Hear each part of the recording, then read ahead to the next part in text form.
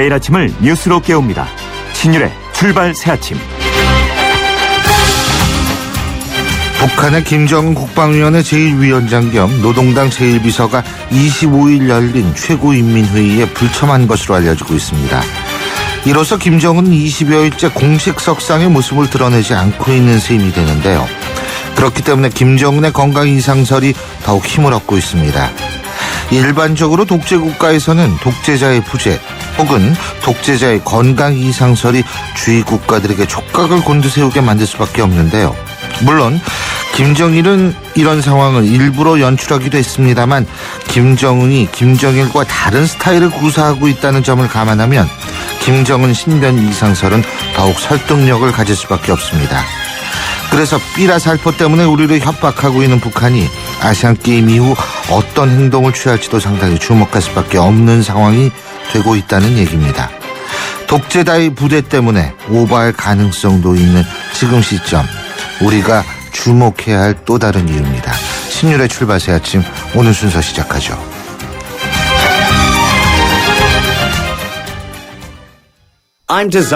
디자이너 카림 라시드입니다. 10월 동탄 이 신도시에서 혁신의 리더 반도건설과 컬처 프로젝트를 선보입니다. 쇼핑에서 문화까지 동탄 이 신도시 시범단지를 대표할 신개념 스트리트몰 카림 에비뉴 동탄. 새로운 동탄 신도시를 기대하십시오. 문의 1800-0177. 사장님들, 가게에서 전화 쓰랴, 인터넷 쓰랴, 카드 결제 시스템 쓰랴, 요금 부담 많이 되셨죠? 그래서 올레 소호 성공팩은 이 모든 걸 월 2만 원에 지금 신청하세요. 우리 가게 성공 비결 올레 소호 성공팩. 가입 문의 국번 없이 100번, 부가세 별도 올레. 여러분은 지금 대한민국 유일의 보도 채널 YTN 뉴스 FM에서 보내드리는 신율의 출발 새 아침을 듣고 계십니다. 보수혁신 특위가 비박계 모임이냐, 이런 불만이 지금 새누리당한테 제기되고 있습니다. 이런 가운데 어제 새누리당 보수혁신특별위원회 추가 구성원이 발표가 됐는데요. 이번에도 당 내부적으로 인선 면면을 두고 잡음이 일고 있다고 합니다. 그래서 대표적인 친박 인사 중에 한 분으로 지금 알려지고 있는 새누리당 이정현 최고위원 연결해서 과연 현 상황 어떻게 보고 있는지 얘기 직접 들어보겠습니다. 이 최고위원님 안녕하세요. 네, 안녕하십니까. 이정현입니다. 예. 이제 재보선 지난 지도 한참 되셨고, 이제 조금 좀, 차분해지셨겠습니다. 좀 정신없으셨죠, 그동안? 네, 지금도 지역에 많이 다니면서. 물론 그러시겠죠. 큰 도움을 주셔서, 많은 인사들을 하고 있네요. 네. 큰 도움이라기보다도 큰 기적을 사실, 우리나라 정치사에 중요한 기적을 만드신 분인데, 우리 이정현 의원께서는. 근데요, 이 새누리당 보수혁신 특위 구성이 지금 비박계로 구성돼 있다라는 건 맞는 거죠? 그러지 않습니다. 이제 새누리당은 친박, 또 비박 이런 게 없습니다. 사실은 이제 친박이다, 또 친이다 이런 얘기 나온 것은 2007년도 경선 때 이명박, 박근혜 이런 분들이 이제 이렇게 같이 동시에 출마했을 때 이쪽 진영, 저쪽 진영에 참여했었던 사람들을 두고 이제 친이 친박했는데 두 분이 다 대통령을 역임을 했기 때문에 굳이 그분들하고 이렇게 편을 나눠서 또 그대로 존재를 하면서 어떤 세력 다툼을 할 수 있는 그런 거 목표 자체가 사라져 있기 때문에 사실 비박이 있을 수가 없습니다. 친박, 비박 그런 것은 지금은 큰 의미가 그렇게 없는 그런 구분이라고 보여집니다. 이번에 물론 과거로 따지자면은 무슨 친박 진영에 있었던 사람들이냐, 주로 이제 또 친이 쪽에 있었을 수 있거나 그때에 국회에 들어왔던 분들은 그렇게 이제 분류를 하게 되는데요. 어제 발표된 명단 외부 인사들이나 또 첫날 했던 분들이나 보면 그렇게 막 친이 친박으로 뚜렷하게 구분되는 그런 분들은 아닙니다. 그러니까 조금 그런 표현을 제가 다르게 할까요? 이정현 의원께서는 되게 박근혜 대통령이랑 가까우시잖아요. 그죠? 근데 이번에 구성된 혁신 인사들은 박근혜 대통령하고 조금 덜 친한 사람들이다. 이렇게 얘기를 하면 안 되나요? 예? 덜 친한 박근혜 대통령과 덜 친한 그래서 덜 친박 뭐 이렇게 하면 안 되나요? 그러지 않습니다. 예.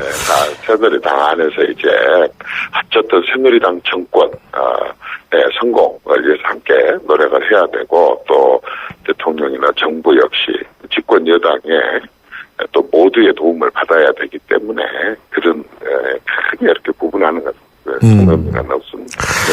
근데 확실한 건 이제 홍준표 경남지사, 원희룡 제주지사 네. 두 사람의 현역 단체장이 오르내렸을 때에는 좀 반대가 있었던 것 같거든요. 그죠? 그래서 결국은 고문직함이다. 이런 얘기까지 나오긴 했는데 그렇다면은 이 두 분에 대한 어떤 그런 비판 이런 거는 어떻게 봐야 되죠?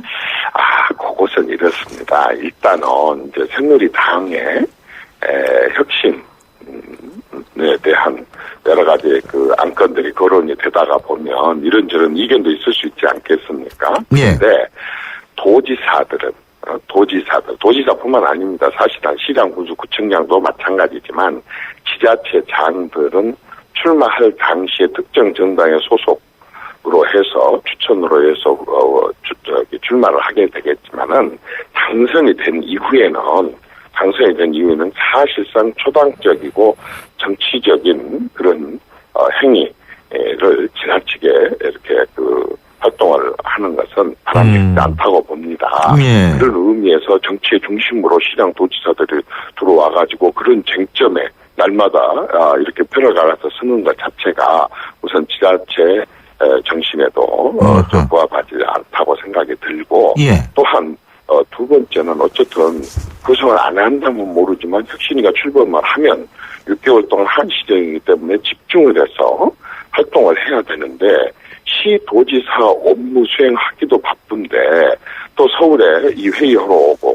또 뭐 가끔씩 올 수도 있다라고 하는 분도 있었었지만은 그런 식으로 해갖고는 이렇게 어떤 집중력이나 이런 부분들이 떨어지고 기간과 회의될 수 있기 때문에 이분들은 이제 당초에 김문수 위원장께서 이분들을 모신 이유가 있었습니다. 이분들은 예. 과거에 새누리당의 그 혁신위원장을 지냈거나 혁신위원을 지냈기 때문에 그 경험을 살려고 한다.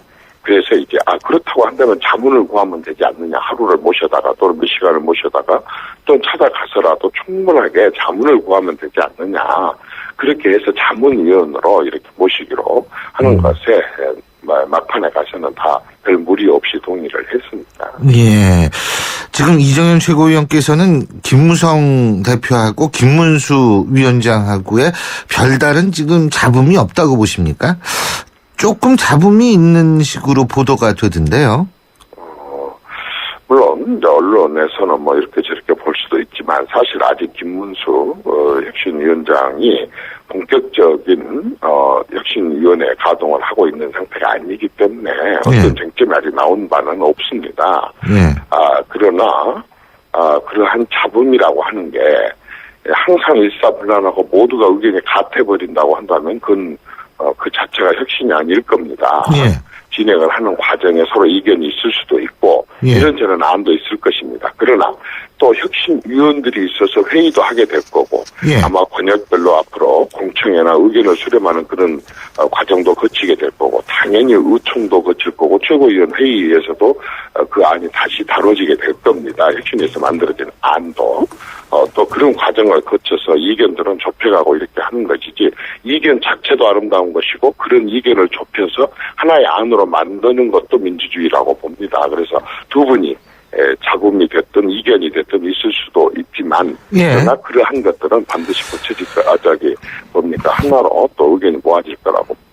그렇군요. 자, 김문수 위원장 있지 않습니까? 김문수 위원장 같은 경우에 지금 헌법이 문제가 아니라 정치인이 문제다 이런 얘기를 했는데요. 여기에서 제가 좀 두 가지로 분류해서 좀 여쭤보겠습니다. 우선 헌법 문제가 아니라 정치인이 문제다. 그러면서 이제 국회의원 특권 내려놓기 이런 얘기를 하는 것 같은데요. 그런데 지금 세월호 유가족 폭행 사건에 연루된 새정치민주연합 김현 의원 말입니다. 지금 국회의원직을 내세워서 좀 그렇다 이런 얘기도 나오고 있는데 제가 지금 여쭤보려고 하는 것은 어쨌든 국회의원의 특권이 지금 많다고 보십니까? 저는 많아도 너무 많다고 봅니다.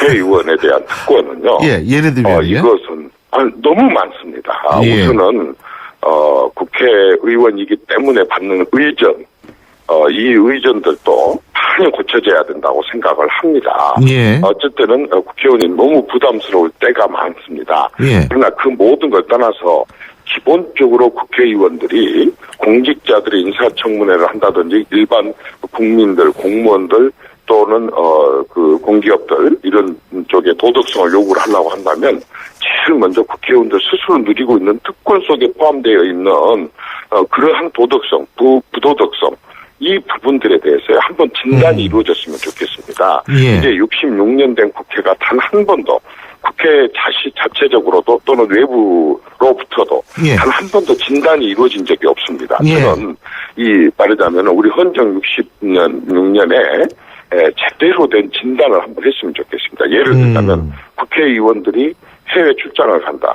아마 잘 모르긴 몰라도 우리나라 국회의원들만큼 해외 출장을 자주 가는 그러한 나라가 있을까 싶은데 그런 해외 출장의 효율성, 비용, 이런 부분들에 대해서요. 한 번 정도는 제대로 저는 짚어야 된다고 생각합니다. 그리고 저는 의원들의 출판 기념회도 그렇습니다. 국회의원 그만두고 좋은 책을 냈을 때 출판 기념회 100번이고 하라 이겁니다.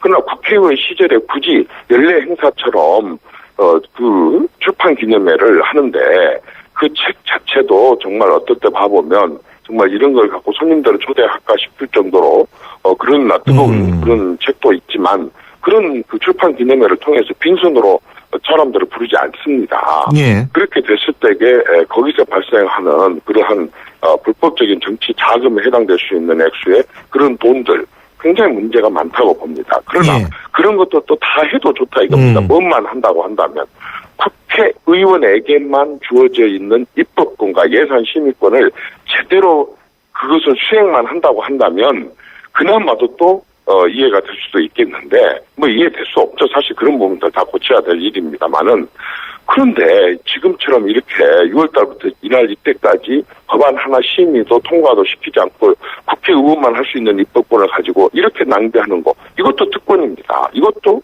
정말 특권을 남발하는 겁니다. 그러지 않습니까? 이게 시민단체나 교수님들이 할 수 있다면 모르지만 정말 이런 부분들을 근본적으로 고쳐야 되고 그 말에 있어서는 김문수 위원장님의 말씀에 저는 전적으로 동감합니다. 지금 그래서 이제 사실 박근혜 대통령도 일하지 않은 국회의원들 세비 반납해라 이런 얘기도 나온 것 같은데 중요한 것은 세월호 문제 때문에 지금 국회가 올스톱돼 있잖아요. 그죠? 이 문제 이거 어떻게 풀려야 된다고 보십니까? 새누리당 최고위원으로서.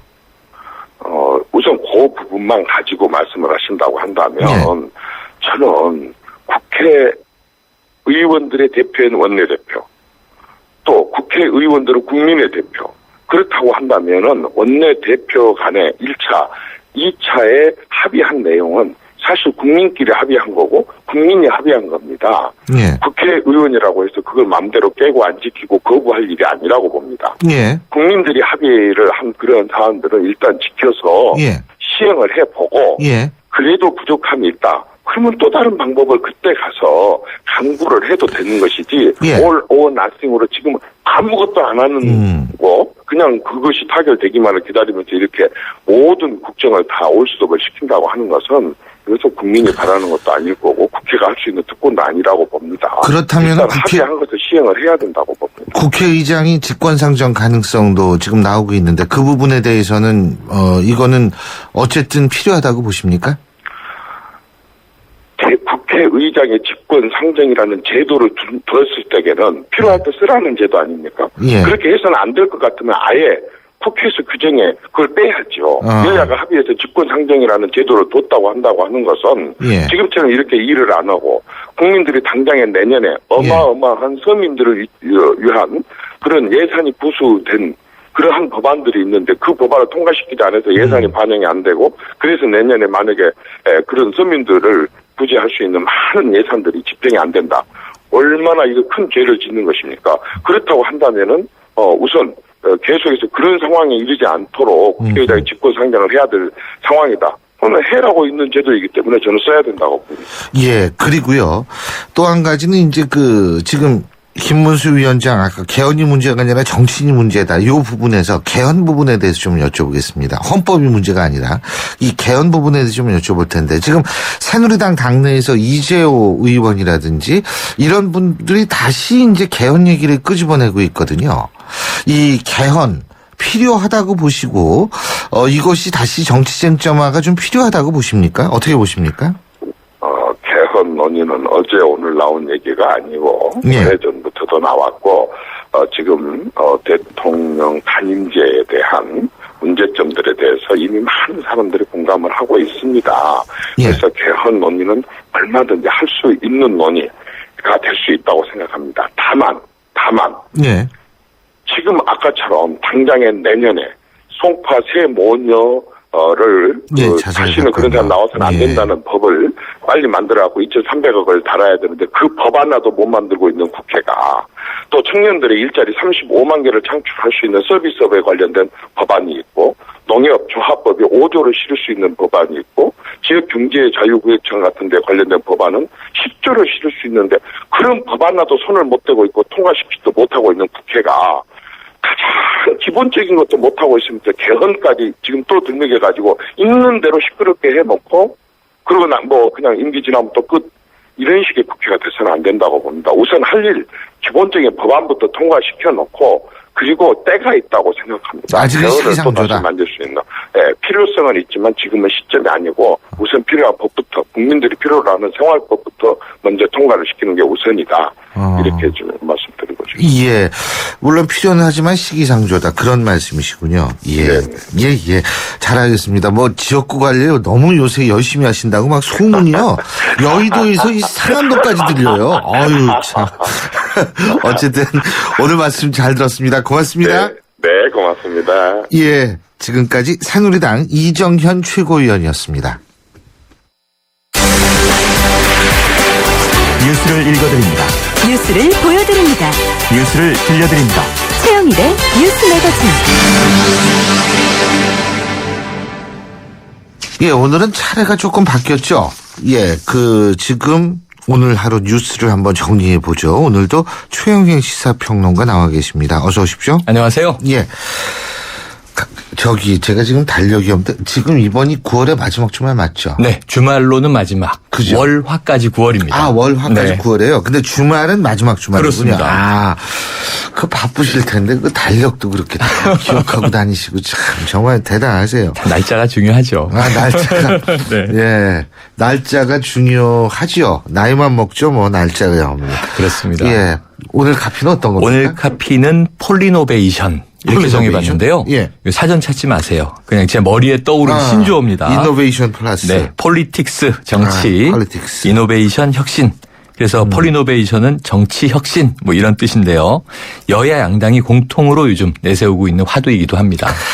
있잖아요. 혁신을 하려면 제가 오늘 아마 신문에 나올 텐데 또 컬럼을 썼는데 혁신을 하려면 혁신의 대상이 있어야 되고 존재가 있어야 되는데 맞습니다. 지금 맞습니다. 정치는 실종이 돼 있습니다. 맞습니다. 실종이 돼 있는데 참 웃기는 게 뭐냐면 양당이 모두 혁신하겠다고 나섰는데 지금 실종된 정치부터 찾고 그렇죠. 정치 돌아가게 된 다음에 혁신을 해야지. 그리고 또 맞습니다. 혁신에서 삐걱거리는 소리가 많이 나잖아요. 그렇습니다. 좀 아까 지금 인터뷰도 했습니다. 그래서 말씀하신 대로 혁신 이 말은 네. 개념적이고 추상적인 얘기죠. 예. 혁신이 정말 필요하다면 국민들에게 이게 첨단 기술 개발처럼 복잡한 설계도가 필요한 건 아니고 예. 최소한 육하 원칙은 얘기해 줘야 된다. 언제 어디서 누가 무엇을 어떻게 혁신할 거냐. 왜? 이게 국민하고 공감이 돼 있어야 되지 않습니까? 예. 그런데 새누리당의 보수혁신특별위원회, 새정치민주연합의 국민공감혁신위원회 이 육하 원칙은 없어 보이고요. 그림을 그리기 위한 누가 이 누가의 문제부터 내부 이견이 터져나오고 있는 그런 상황입니다. 그렇죠. 그래가지고 이제 사실 좀 전에 이정현 다 최고위원하고 여쭤보시더라고요. 했는데 네. 홍준표 지사하고 원희룡 지사는 사실 두 사람을 이 위원회에 집어넣으려고 그러다가 반발이니까 그랬죠. 당원위원으로 이게 바뀐 거 아니에요? 맞습니다. 바로 어제 얘기인데요. 지금 이정현 의원은 아까 그냥 껄껄 웃고 넘어가시던데 사실 그 애초에 포함 대상이었던 홍준표 경남지사, 원희룡 제주지사 자문위원장 자격으로 살짝 바뀌었고요. 원안에서는 나경원 의원, 외부에서는 작가 복거일 씨, 문진국 전 한국노총 위원장 요 정도만 위원회에 포함이 됐는데요. 어제 보수혁신이 2차 인선안을 놓고 새누리당의 최고위원회에서 아주 긴 논쟁이 있었습니다. 여기서 이제 김태호 최고위원의 경우에는 우리 혁신위가 차기 대권 주자들의 놀이터냐 이런 이제 비아냥 어린 이제 말도 터져 나왔고요.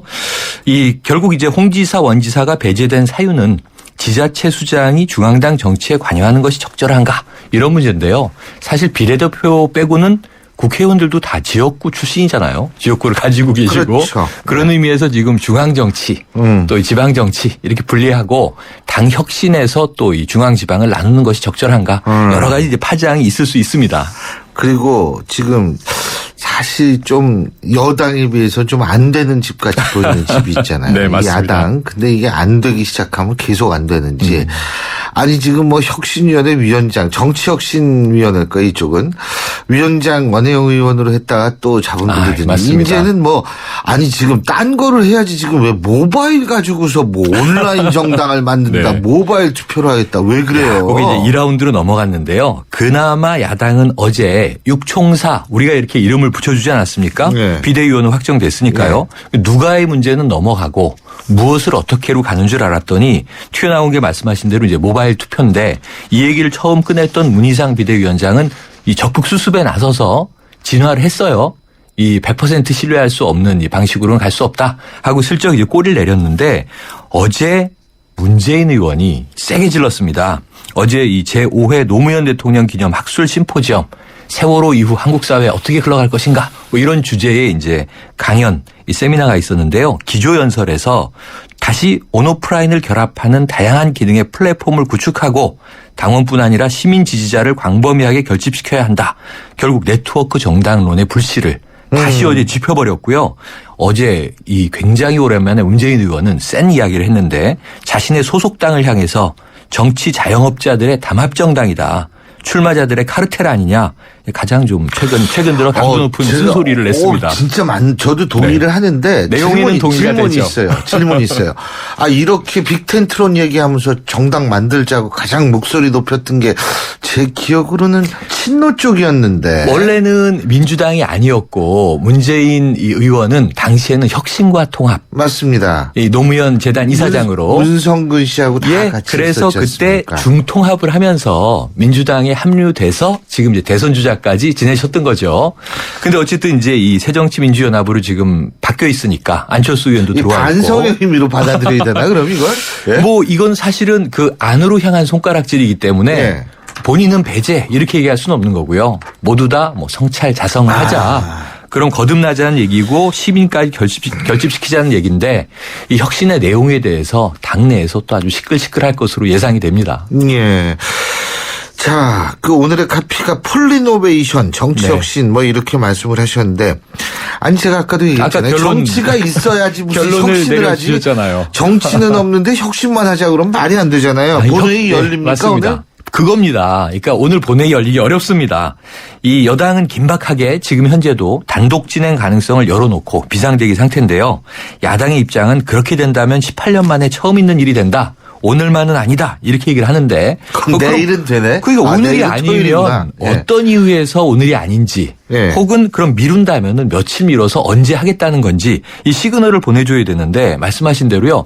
혁신은 몸통이 있어야 뭐 어디 부위를 개선하거나 개조하거나 수술할 거 아닙니까? 그렇죠. 지금 몸통이 뭐냐 하면은 국회에서 본회의하고 일하는 건데 지금 몸통은 다 증발돼 버렸어요. 그래서 논의만 무성하고 아무것도 하는 일은 없다. 오늘 아침의 결론은 결국 아무것도 하지 않는다. 이게 결론이 됩니다. 그리고 아무 말도 하지 않았다. 뭐 갑자기 영화 이런 제목 있죠. 영화 제목이 생각이 이 와중에 나네요. 박 대통령은 캐나다 미국 순방 마치시고 벌써 오늘 아침에 들어오셨고요. 또 어제는 이제 박근혜 대선 후보 캠프에서 공동 선대위원장 했던 김성주 성주그룹 회장이 대한적십자사 총재에 발표되면서 보훈 인사냐 아니냐 논란이 또 시끌시끌한데요. 참 이 국회 문 열고 한번 회의하는 거 보기가 이렇게 힘듭니다. 글쎄 말이에요. 우리 예산은 어떻게 할 겁니까? 12월 1일 날 자동 상정되게 돼 있는데 우리 세금 지금 증세 가지고 우리가 얘기를 많이 하잖아요. 그렇죠. 근데 증세 가지고 얘기하는 것도 좋지만 그 이전에 낸 돈 어디다 쓸 건지를 이 사람들이 해야 되는 거 아니에요? 우리가 공무원 네? 연금 그 개혁안 네. 지금 아주 막 불타오르고 있고요.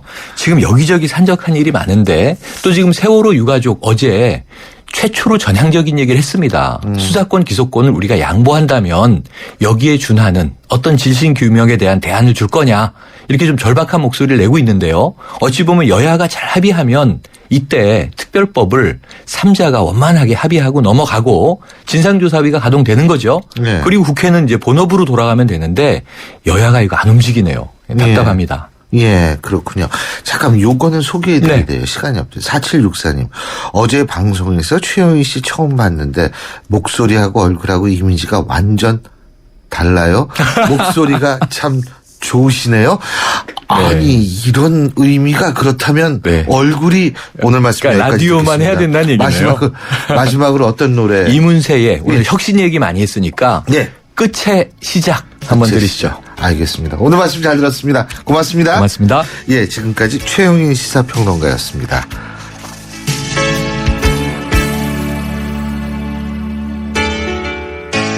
그대는 떠나고 비는 내려요.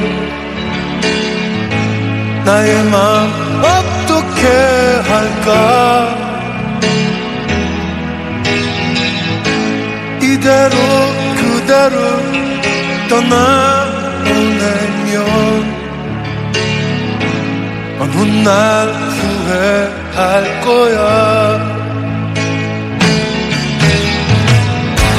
비는 내리고 소나기 되어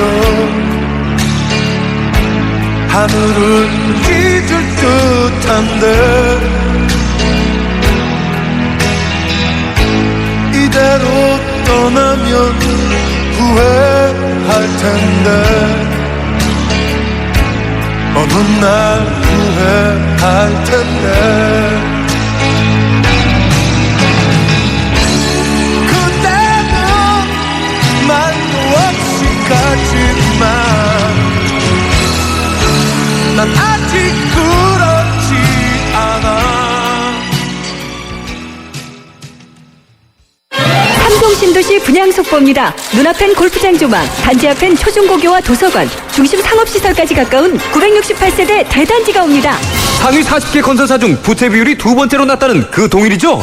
삼성이 아껴둔 중소형 대단지, 고양 삼성 7블럭, 동일 스위트 1차. 문의 02381-7373. 최신폰 살 때 요금제는, 약정은, 분실보험은 고민하지 말고 클럽티 주세요. 라고 한마디만 하세요. 음성 데이터 무제한, 1년마다 최신폰 교체, 분실보험까지 평생 최신폰 보장 프로그램 클럽티. 잘생겼다 SK텔레콤. 자세한 내용은 홈페이지 참조. 지휘자 금난세입니다. 베토벤이 후세에 위대한 음악을 남길 수 있었던 것은 악상이 떠오를 때마다 반드시 메모하는 습관 때문입니다. 최고의 음악을 위한 금난세 씨의 노력은 매일매일 양지 다이어리와 함께합니다. 나의 역사 속엔 언제나 양지 다이어리. 신율의 출발새 아침 1부 순서 여기까지입니다. 잠시 뒤 2부에서 뵙겠습니다. 서양 고전음악을 완성시킨 천재 작곡가 악성 베토벤. 그의 음악적 잠재력을 일깨워준 사람은 스승인 크리스티안 네페 선생님이었습니다. 네페 선생님은 지루한 이론과 반복적인 연습을 강요하지 않았습니다. 이탈리아와 프랑스, 독일의 유명한 오페라를 감상할 기회를 마련했고 어린 베토벤이 음악에 대해 더 깊이 느끼고 생각할 수 있도록 이끌었습니다. 가르치는 것이 아니라 깨우치는 교육, 아이들의 잠재력을 활짝 꽃피우는 우리 교육의 희망입니다. 이 캠페인은 I am the key, 눈높이 대교와 함께합니다.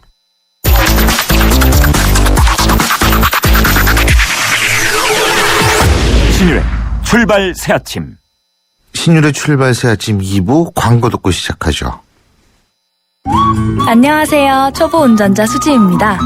도로는 무섭고 차는 왜 이리 많은지. 엄마야. 그래서 저는 살아있는 친구를 만났어요. 반응형 블랙박스 유라이브. 와, 정말 살아있네. 유라이브. 살아있는 블랙박스 유라이브. 김우빈이 타는 커피 한잔할래요? 가을 타는 당신에게 딱 어울리는 커피를 준비했어요. 맥심 모카 골드. 이 가을 세상 어디에도 없는 맛 맥심 모카 골드. 올뉴 소렌토를 처음 본 순간 당당하다, 강렬하다, 프리미엄하다. 한마디로 존재감 있다. 급이 다른 존재감을 드러내다. All New Sorento 기아자동차. 효주 언니, 타이어 공기압이 뭐야? 효주 언니, 얼라이먼트가 뭐야? 언니, 타이어도 보험이 있어? 언니, 윈터 타이어로 바꾸면 쓰던 타이어는? 릴렉스. 그냥 마음까지 맡길 수 있는 T스테이션 가서 스마트 케어 받아봐. 알아서 다 해줘. 한국 타이어. T-스테이션.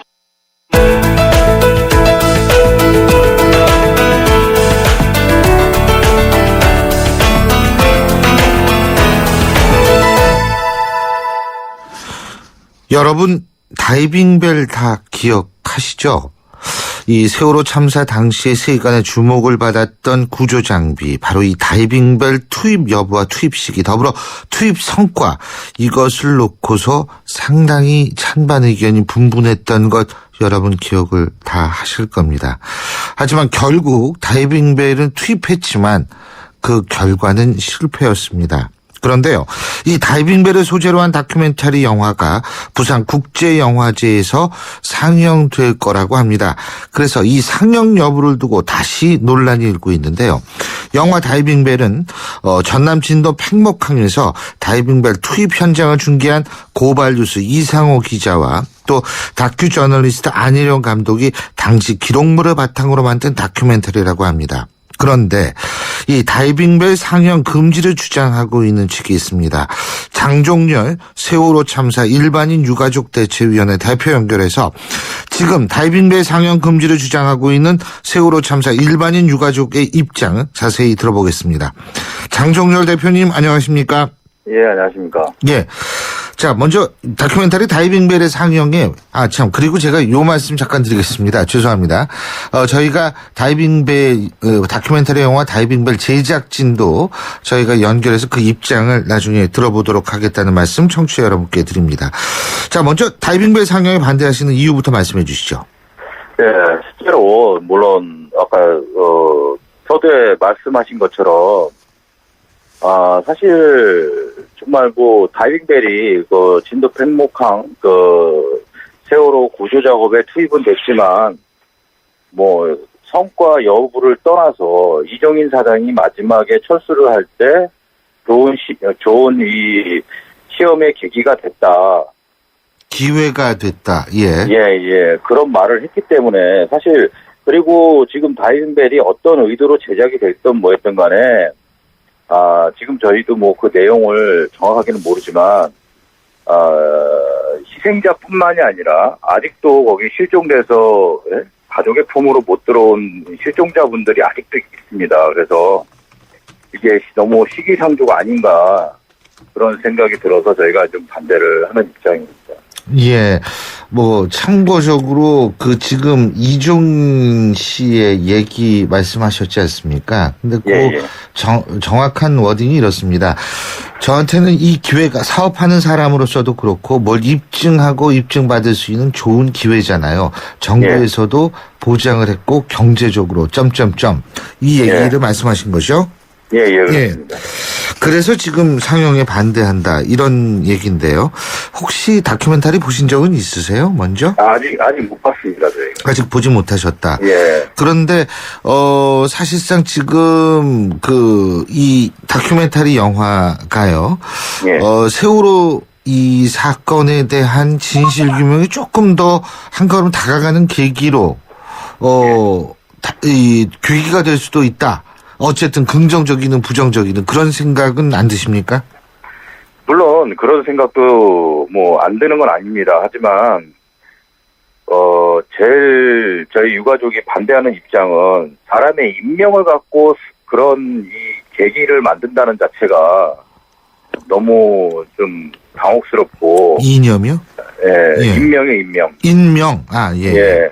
그리고 또 하나는 아까도 말씀드렸지만 진도 팽목항에 아직도 실종자 가족들이 그렇죠. 애를 태우고 있는 입장에서 예. 물론 뭐 성과 여부를 떠나서 그런 다이빙벨 장비 투입을 했던 뭐 이런 상황들이 또 영화로 나온다면 그분들 가슴을 좀 더 한 번 더 찢어줬는 경향이 되지 않을까. 근데요, 지금 영화 다이빙벨을 제작한 그러니까 영화 다이빙벨도 그렇고, 실제 다이빙벨을 제작했던 이종인 대표요. 그리고, 영화 다이빙벨을 제작에 관여한 이상우 기자 같은 경우엔 해경의 비협조로 성공하지 못했다. 이렇게 주장을 하고 있는데, 지금 장종렬 위원장께서도 바지선에 타셔가지고 작업하는 거 많이 보셨었죠? 예, 직접 봤습니다. 그런데 당시 다이빙벨이 투입되는 상황도 보셨습니까? 다이빙 투입하는 거는 못 봤고, 다이빙벨 장비가 와가지고 이제 준비하고 있고 그런 거는 다 봤죠. 제가 그때 당시에 유가족들에게 이종인 대표나 다이빙벨 관계자가 뭔가 얘기를 하지 않았나요? 왜 실패했는지? 왜 실패했는지도 얘기를 했고, 최초에 진도체육관에서 다이빙벨 투입건으로 브리핑이 있었습니다. 예. 저도 그 자리에 참석을 했었지만은, 예. 사실 저는 그 당시에 해경이 이제 안전줄을 다 설치한 6개인가 7개, 5개인가를 설치한 이후로, 예. 이제 구조 작업이 원활하게 될 그 시점에 다이빙벨 투입을 하겠다라는 말이 나와서 예. 사실은 유가족들이 처음에는 다 반대를 했습니다. 다이빙벨 투입을요? 예, 왜냐하면 현재 해경이든 해균이든 이 수색 작업이 이제 활성화가 돼서 이제 막 하려고 하는 시기인데 손에 익지도 않는 또 잠수 기술 장비가 와서 또 그거를 또 익숙하게 숙지를 하려면 시간이 또 그만큼 지체되기 때문에 대처는 해놓되 일단은 해경이나 해군에서 잠수부들이 들어가서 하는 게 훨씬 빠르기 때문에 그거부터 해주십사 하는 게 저희 유가족들 입장이었습니다. 그때도. 예. 그런데 어쨌든 해경 측이 결정한 건가요? 다이빙벨 투입은요? 결국은? 네. 그렇죠. 아니 유가족이 원해서 나중에는 결정을 했습니다. 유가족이 원해서 처음엔 반대했는데 나중에는 원했다. 예. 원했다는 이유는 거기에 기대를 많이 거셨던 거죠. 그렇죠. 기대를 걸었고 또한 민간인들이 다이빙벨이 어떤 장비이고 어떠한 뭐 기능을 갖고 있고 어떠한 단점이 있는지 사실 전문가들이 아니기 때문에 그 긴박한 상황에서는 뭐라도 해서라도 어떻게든지 구조를 하고 싶은 마음이 있으니까 이것도 저것도 다 해달라고 했던 거죠. 그런데 그게 실패하고 나서 다이빙벨 측은 뭐라고 얘기를 하던가요? 왜 실패했다고 얘기하던가요? 물론 해경에 이제 이 협조가 부족한 부분도 있었고, 또 이제 이종인 대표 같은 경우는 생각지 못했던 이 상황들이 있었다. 이제 이런 말도 했었고요. 근데 이제 가장 크게 문제가 되는 게 지금 해경에서 좀 협조가 안 되고 좀 작업하는 거에 있어서 좀 방해 요소를 많이 만들어줬다라는 게 문제가 됐다고 얘기 들었습니다. 알겠습니다. 그럼에도 불구하고 근데요, 이 다이빙벨, 영화 다이빙벨입니다, 이젠. 영화 다이빙벨의 상영에 대해서 단원고 유가족 측하고 얘기 나누신 적은 있습니까? 특별하게 얘기 나눈 적은 없는데, 저희가 상영 반대를 하고자 나서니까, 이제 단원고 대책위 측에서 이종인 사장이 다이빙벨 투입 인터뷰라든지, 이제 이런 거에 대해서 저희한테 자료를 보내주겠다. 라고는 연락이 왔습니다. 그렇군요. 지금 부산영화제 측은 상영하기로 한 것 같습니다. 그렇게 되면 어떻게 하실 생각이십니까? 저희도 만약에 상영을 하게 되면 저희도 이제 아직 내용을 안 본 상태고, 만약에 계속 상영을 하시겠다 하면은 가서 저희도 이제 관람을 해봐야겠죠. 어떤 영화인지. 그리고 그 이후에 유가족의 반대에서도 이렇게 상영을 해야만 하는 영화인가? 예. 봐야겠죠. 그리고 그 내용이 그렇게 된다면 정말 저희는 그때는 더 적극적으로 상영 반대를 하고 싶습니다. 알겠습니다. 예, 여러 가지로 어려우실 텐데 이렇게 인터뷰 응해주셔서 감사합니다. 고맙습니다. 예, 지금까지 장종렬 세월호 참사 일반인 유가족 대책위원회 대표였습니다. 가리고 흉터 가리지 마세요. 흉터 전문 더마틱스 울트라. CPX 성분이 흉터를 흐리고 부드럽고 매끈하게, 흉터에 더 자신있게. 더마틱스 울트라. 이탈리아 글로벌 제약회사 메나리니. 본 제품은 의료기기입니다.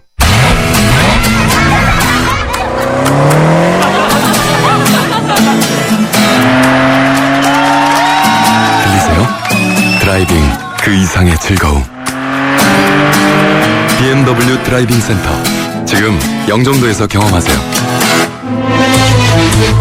아, 피곤해. 뭐야, 빌더. 대리님도 부장님도 모두 힘내요. 50년의 역사 있는 피로회복 드링크. 50년 역사? 구론산 바몬드. 50년 동안 언제나 필요해보게 구론산 바몬드. 당신에게 프렌치 카페 카페믹스는 좀 비싸도 좋은 걸 드리고 싶어요. 우리 가족이 마실 건데 첨가물보다는 무지방 우유죠.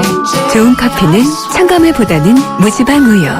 내 커피니까 당신 커피니까 프렌치 카페 카페믹스. 예, 저희가 방금 인터뷰를 했습니다만 세월호 참사는 여러 가지로 우리에게 상처를 많이 남기고 갔다는 생각입니다. 시간이 상처를 치유해 주겠지만 하지만 시간을 단순히 기다려서만은 안 되겠죠. 모든 사람들이 노력을 해야 하는데 그게 좀 안타깝습니다. 자, 2부 순서는 여기서 줄이겠습니다. 전 8시 10분 3부에서 다시 찾아뵙겠습니다.